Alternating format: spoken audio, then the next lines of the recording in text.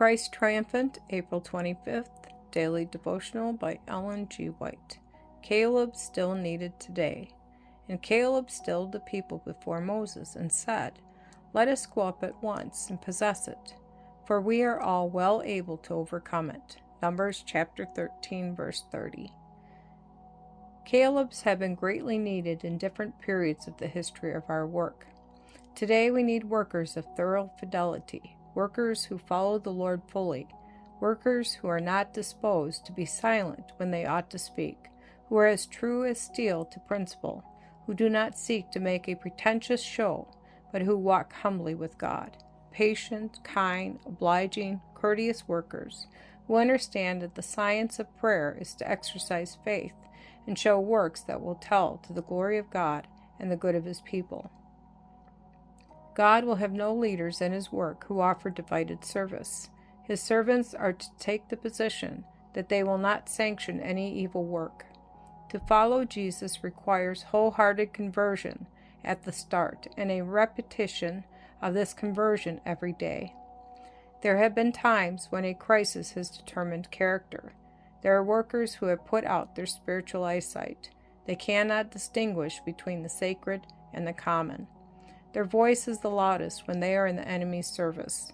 It will be greatly to their credit to keep still. This is their strength. Silence is their eloquence. It means very much to every person whether he or she is on the Lord's side of the question or on Satan's side. God's people today have far greater light than had ancient Israel. They have not only the increased light that has been shining upon them, but the instruction given by God to Moses to be given to the people. God specified the difference between the sacred and the common, and declared that this difference must be strictly observed.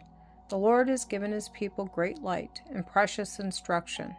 What sorrow, what shame, what agony of soul has been felt by God's faithful servants who have stood as did Joshua and Caleb, to hear Israel cast off their leader, and choose one of their rebellious number to lead them back to Egypt.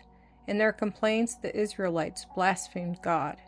God had signified that the defense of the land of Canaan had departed, and that now was the opportune time for them to enter it. Caleb declared the truth for that and every time. The land which we passed through to search it is an exceeding good land. The Lord delight in us, then He will bring us into this land, and give it us, a land which floweth with milk and honey. Only rebel not ye against the Lord, neither fear ye the people of the land, for they are bread for us. Their defense is departed from them, and the Lord is with us. Fear them not. Numbers chapter 14, verses 7 through 9.